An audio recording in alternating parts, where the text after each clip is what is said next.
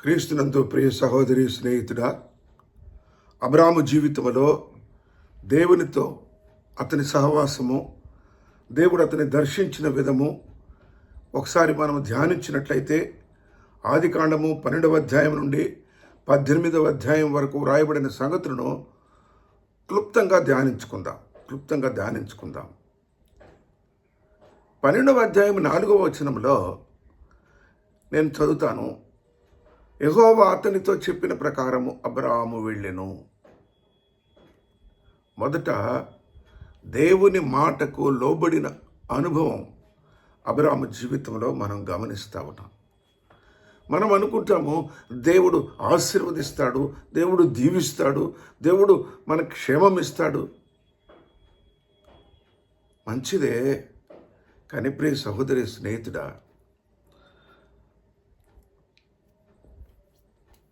అబ్రహాము అనుభవంలో మొదట రాయబడిన మాట ఏమంటే, యెహోవా అతనితో చెప్పిన ప్రకారం.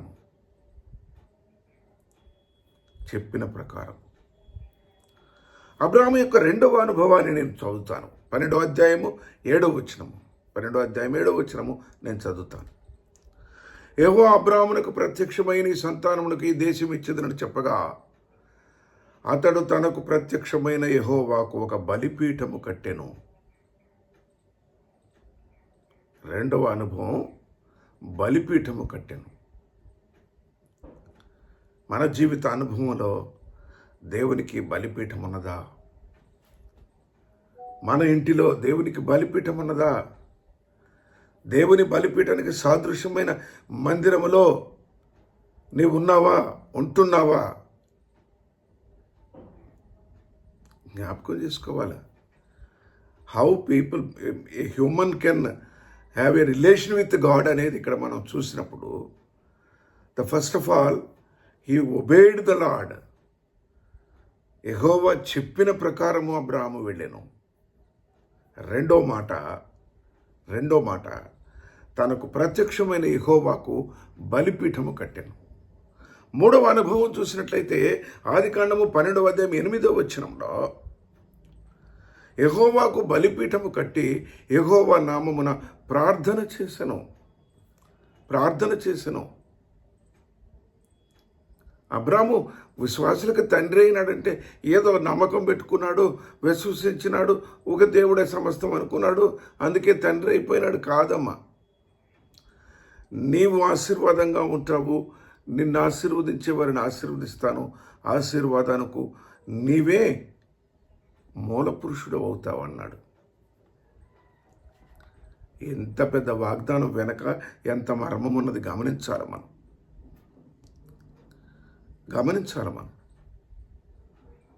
మరొక సంగతిని కూడా జ్ఞాపకం చేస్తాను.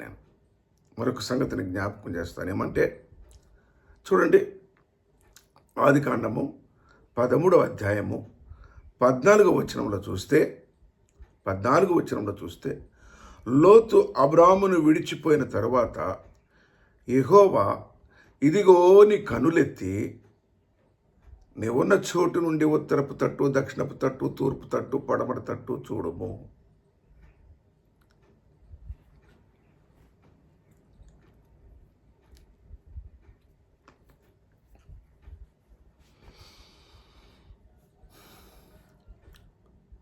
మొదటి మాట ఏమనగా మరలా జ్ఞాపకం చేస్తాను, యెహోవా అతనితో చెప్పిన ప్రకారము వెళ్ళాను. రెండో మాట ఏమనగా అతడు యెహోవాకు బలిపీఠము కట్టెను.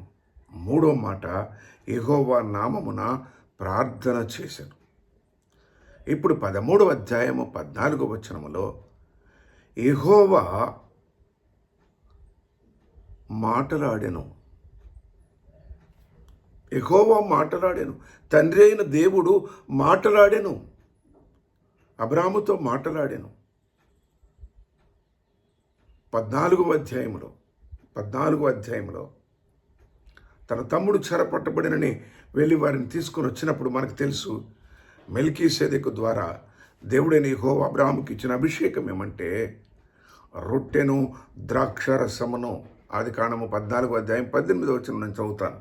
మరియు షాలేము రాజైన మెల్కీసెదెకు రొట్టెను, ద్రాక్షరసమును తీసుకొని వచ్చాను. అతడు సర్వోన్నతుడకు దేవునికి యాజకుడు.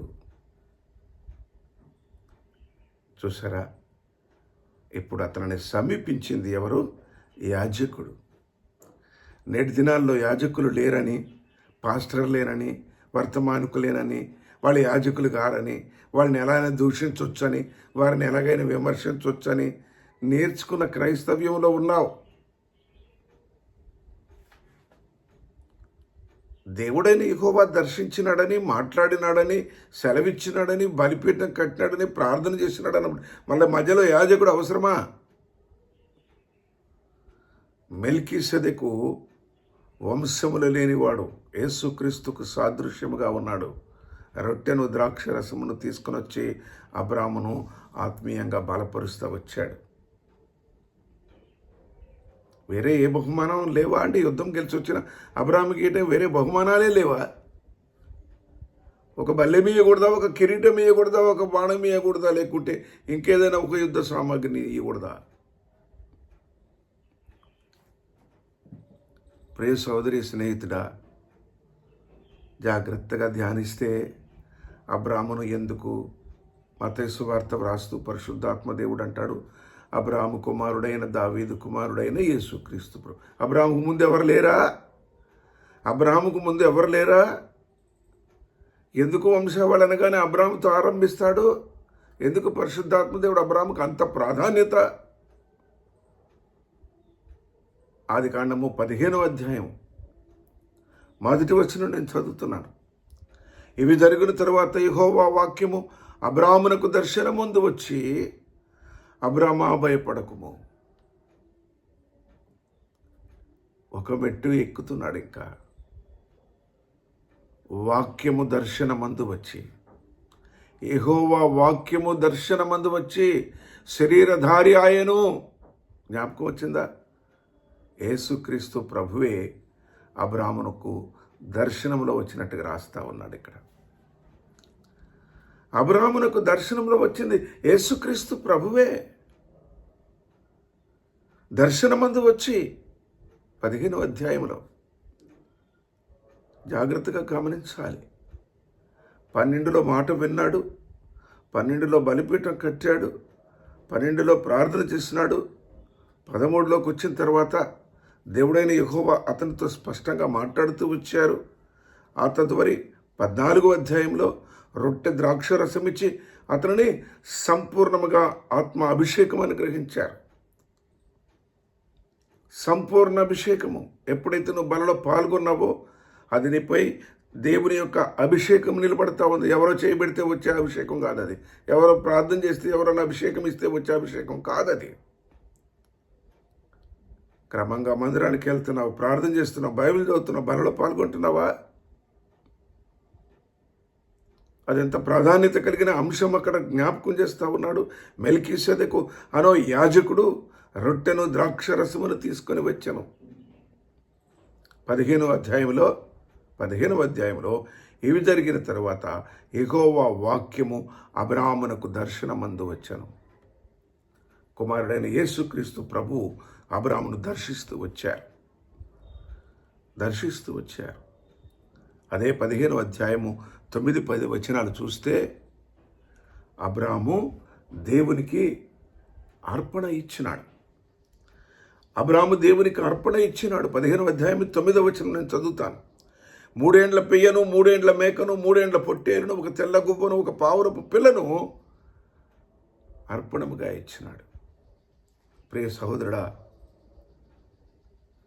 లోతుగా వివరించ సమయం సరిపోదు, కానీ వాటిని ఖండించి అక్కడ పెట్టినప్పుడు అబ్రహాము కటికి చీకటి పడ్డప్పుడు ఎందుకంటే వేచి ఉన్నాడు దేవుని కొరకు. అప్పుడు వరకు అతనికి కునుకు పట్టినప్పుడు అగ్ని జ్వాలగా కనపడి పరిశుద్ధాత్మ దేవుడు ఆ యొక్క అర్పణను అంగీకరించినాడు. ఆదికాండము 15వ అధ్యాయము 17వ వచనం నేను చదువుతాను. మరియు పొరుద్దు గుంకి కట్టికి చీకటి పడినప్పుడు రాజుచున్న పొయ్యు అగ్ని జ్వాలయు కనబడి ఆ ఖండముల మధ్య నడచిపోయాను. నీ అర్పణలు అంగీకరించబడుతున్నాయా? పరిశుద్ధాత్మ దేవుడు నీ అర్పణని అంగీకరిస్తున్నాడా? జ్ఞాపకం చేసుకోవాలా? జ్ఞాపకం చేసుకోవాలా? నువ్వు ఫస్ట్ సెమిస్టర్ మిస్ అయ్యి, థర్డ్ సెమిస్టర్ మిస్ అయ్యి డైరెక్ట్ ఫోర్త్ సెమిస్టర్ చదువుతానంటే మరి అది ఎలా ఉంటుందో. ఫస్ట్ బలిపీఠము, మొదట మాట వినుట, యెహోవా చెప్పిన ప్రకారము వెళ్ళెను మాట వినుట. 2 బలిపీఠము, 3 ప్రార్థన, 4 దేవుడైన అనగా తండ్రి అయిన దేవుని స్వరము వినుట, 5 రొట్టె ద్రాక్షరసముతో అభిషేకించబడుట, 6 ఆయన కుమారుడైన యేసుక్రీస్తు ప్రభు అనగా యెహోవా వాక్యము మాట్లాడుట. ఇక్కడ 6వది అర్పణము అంగీకరించబడుట. పరిశుద్ధాత్మ దేవుడు నీ అర్పణమును అంగీకరించుట. అద్భుతమైన సంగతిని 18వ అధ్యాయంలో చదివితే ఆశ్చర్యము. మొదటి వచనం చూద్దాం ఒకసారి. వర్తమానం విన్న తర్వాత బైబిల్ తీసి చదివి చూడండి ఒకసారి ప్రియులరా. 18వ అధ్యాయం మొదటి వచనంలో 2వ వచనంలో రాయబడే సంగతి నేను చదువుతాను. మరియు మమ్రే దగ్గర ఉన్న సింధూర వనములో అబ్రహాము ఎండవేళ గుడారపు ద్వారము వద్ద కూర్చుని ఉన్నప్పుడు యెహోవా అతనికి కనబడెను. అతడు కనులెత్తి చూచినప్పుడు 3 మనుష్యులు అతని ఎదుట నిలువబడి ఉండిరి. ఎవరమ్మా 3? మాటలాడిన దేవుడు, తండ్రి అయిన దేవుడు, అభిషేకించి దర్శనమిచ్చిన వాక్యమై ఉన్న దేవుడు అనగా కుమారుడైన యేసుక్రీస్తు ప్రభు. 3వ దేవుడు అతని అర్పణమును అంగీకరించిన పరిశుద్ధాత్మ దేవుడు. త్రియేక దేవునితో నీ స్నేహము, నీ సహవాసము ఎలా ఉన్నది? ఒకడొచ్చి అంటాడు అది యెహోవా దేవుని టైం అయిపోయింది, ఇప్పుడు యేసుప్రభు టైము, ఆ యేసుప్రభు టైం కూడా అయిపోయింది, ఆయన చనిపోయి వెళ్ళిపోయినాడు, ఇప్పుడు పరిశుద్ధాత్మ టైము, ఇక వాళ్ళిద్దరు లేరంటాడు. ఒకడొచ్చి అంటాడు యెహోవాయే దేవుడి అని కాదంటాడు, వాళ్ళందరిని పంపాడు, వాళ్ళందరిని వాపసు పంపించుకున్నాడు అంటాడు. జాగ్రత్త, వాక్యం చదువుదాం. పరిశుద్ధ గ్రంథంలో పరిశుద్ధాత్మ దేవుడు వ్రాయించిన సంగతులను ధ్యానం చేసుకుందాం. ఈ రీతిగా త్రియేక దేవునితో నీ స్నేహము, నీ హృదయములో, నీ ఇంటిలో, నీ జీవితంలో బలిపీఠము, ప్రార్థన, ఇవేమీ లేకుండా నువ్వు అడిగే ఆశీర్వాదము, దీవెన దొరకదు కదా. నీవిచ్చే అర్పణము సైతము అంగీకరించబడదు. జ్ఞాపకం చేస్తూ ఈ వర్తమానాన్ని ముగిస్తూ ఉన్నాను. ఒకసారి నీ జీవితంలో దేవునితో నీ సహవాసం ఎంతవరకు ఉన్నది? ఎక్కడి వరకు ఉన్నది? అబ్రహాము నా స్నేహితుడు అన్నాడు. వారి మధ్య స్నేహం ఎంత లోతుగా ఉన్నది? ప్రియ సోదరి, స్నేహితుడా, ఈ వాక్యం వింటున్న నీవు నేను ఒక్కసారి ప్రార్థన చేసుకుందాం. అయ్యా, బలిపీఠము నాలో లేదు. ఎందుకంటే నా సమయాన్ని నీకు త్యాగం చేయలేకపోతున్నా, నా సమయాన్ని నీకు ఇవ్వలేకపోతున్నా. నువ్వు చేసిన త్యాగం ముందు నేను చేసేది ఏమీ లేదు, కొద్దిగే. నేను ఇంకా నా శేష జీవితాన్ని నీ కొరకు వాడుకోనాయనా. నా ప్రార్థనా జీవితాన్ని హెచ్చించు. నేను ఇంకా కొంత సమయం ప్రార్థనలు గడపటానికి నాకు కావలసిన ప్రార్థన ఆత్మతో నన్ను నింపు. ప్రతి పునరుద్ధాన దినములో నీ బలిపీఠాన్ని దర్శించుకోవటానికి, నీ బలలో చేయి వేయటానికి నాకు అనుగ్రహించు.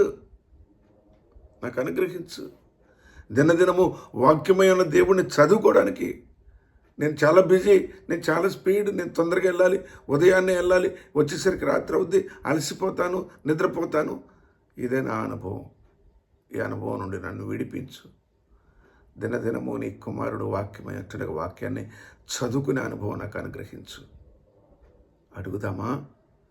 త్రియేక దేవుని దర్శనములో ప్రభా, నా ప్రార్థనలు, నా ఆరాధనలు, నా అర్పణలు అంగీకరించుము పరిశుద్ధాత్మదేవా. ప్రార్థన చేసుకుందామా? అడుగుదామా? చాలా అవసరమై ఉన్నది. ఈ దినాల్లో ఏదో ఒక ఉపమానం చెప్తే, ఏదో ఒక కథ చెప్తే ఇదే వర్తమానం అనుకొని చాలా బాగా చెప్పాడు, ఏదో ఒక జోక్ చెప్తే బాగా నవ్వించాడు. అది కాదు దేవునితో స్నేహం. ధ్యానించవలసిందిగా, వాక్యాన్ని హృదయంలో నింపుకోవలసిందిగా మన రక్షకుడు యేసుక్రీస్తు ప్రభు పేరట హృదయమారా మిమ్మల్ని బ్రతిమాలి విన్నవించుకుంటూ ఉన్నాను. దేవుడు మీతోనూ మీ కుటుంబములతోనూ మీ ఆత్మీయ జీవితంలోనూ సంపూర్ణ అభిషేకం ఇచ్చి మీతో స్నేహము సహవాసము చేయనుగాక. ఆమెన్. Praise the lord.